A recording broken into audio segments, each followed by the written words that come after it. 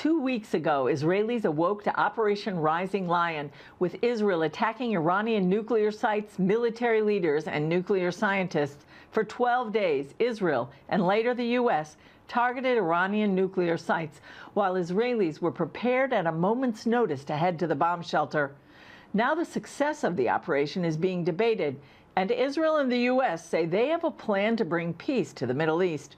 And at the moment, a ceasefire between Iran and Israel is in place. Here are some of the highlights from this eventful week. Defense Secretary Pete Hegseth is blasting media outlets for playing up an early leaked report that suggested U.S. strikes on Iranian nuclear facilities did only limited damage. In hunting for scandals all the time, in trying to find wedges and spin stories, this press corps and the press corps miss historic moments. President Trump directed the most complex and secretive military operation in history, and it was a resounding success, resulting in a ceasefire agreement and the end of the 12-day war. Last night, CIA Director John Ratcliffe and Director of National Intelligence Tulsi Gabbard released statements that intelligence indicates that the strikes did severe damage to the nuclear sites. CIA continues to collect additional reliably sourced information to keep appropriate decision makers fully informed.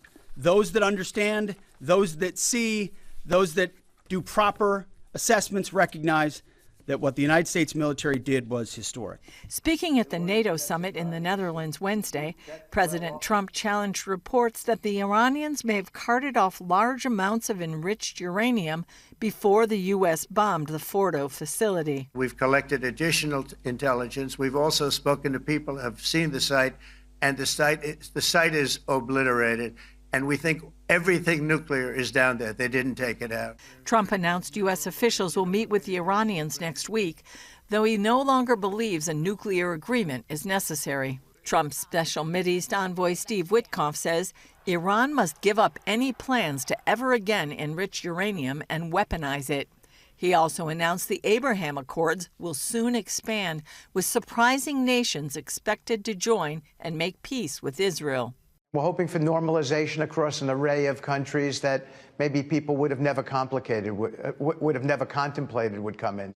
Meanwhile, Trump is turning his sights from Iran to Israeli prosecutors who are trying Prime Minister Benjamin Netanyahu, calling it a witch hunt. Trump posted that Netanyahu has fought harder than anyone to protect Israel, and he deserves much better than this, and so does the state of Israel. Bibi Netanyahu's trial should be canceled immediately. CBN News spoke with Israelis in Beersheba at the site of Tuesday's missile strike. Police spokesman Dean Elsden says Israelis are resilient. We're not a scared nation, and the second thing I wanted to tell you is to thank you for your support and all your viewers' support. Israeli Christian Arab Yosef Haddad thanked President Trump profusely for backing Israel and entering the war. And he had a message. Finish the job. Eliminate the IRGC, free Iran, and bring security to the Israeli people, bring security and stability to the Middle East, and you will bring security to the United States. Israeli Prime Minister Benjamin Netanyahu says he and President Trump have a plan to bring broad and peaceful changes to the Middle East, made possible by the humbling of Iran in the 12-day war. This victory opens up an opportunity for a dramatic expansion of the peace agreements. We're working on this vigorously. Along with the release of our hostages and the defeat of Hamas, there's a window of opportunity here that must not be missed. Not even a single day must be wasted. The leaders envision a halt to the Gaza war in 2 weeks, with Israel ending its military campaign and Hamas releasing the remaining 50 hostages.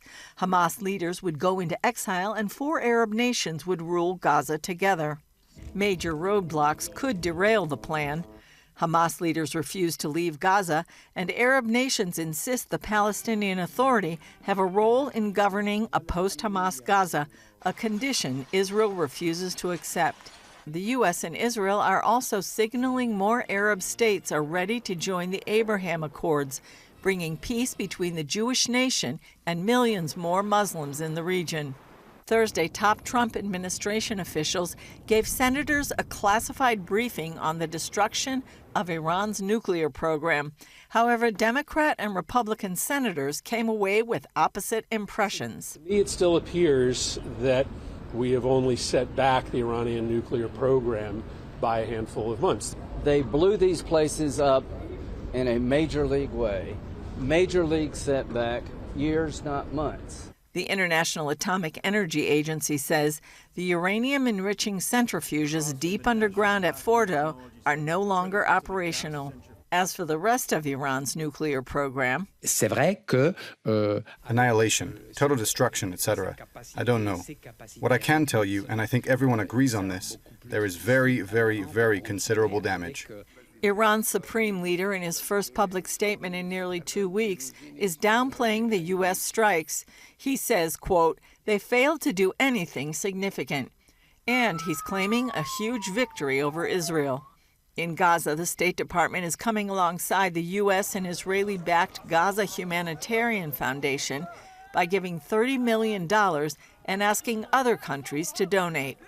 A track record of distributing over 46 million meals distributed to date, all while preventing Hamas looting, is absolutely incredible and should be commended and supported.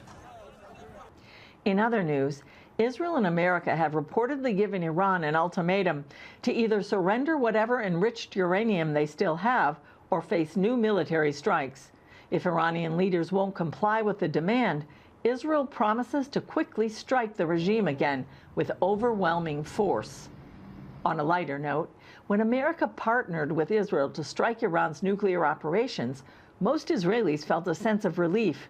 Here's what Jerusalemites told our social media team. And to see more content like this, check out Jerusalem Dateline on our social media channels.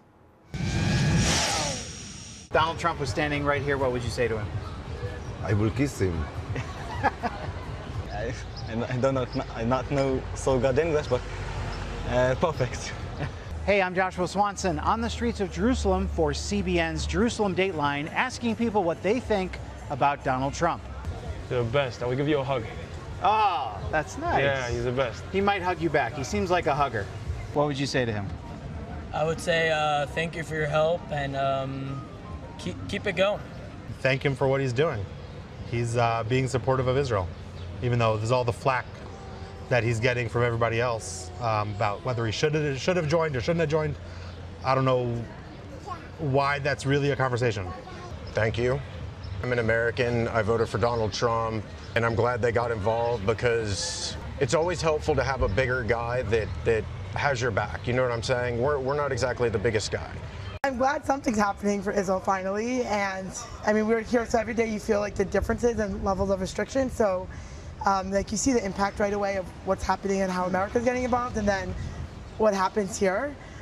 So it definitely makes things a little tighter, but we're hoping long term that means that things are going to get better.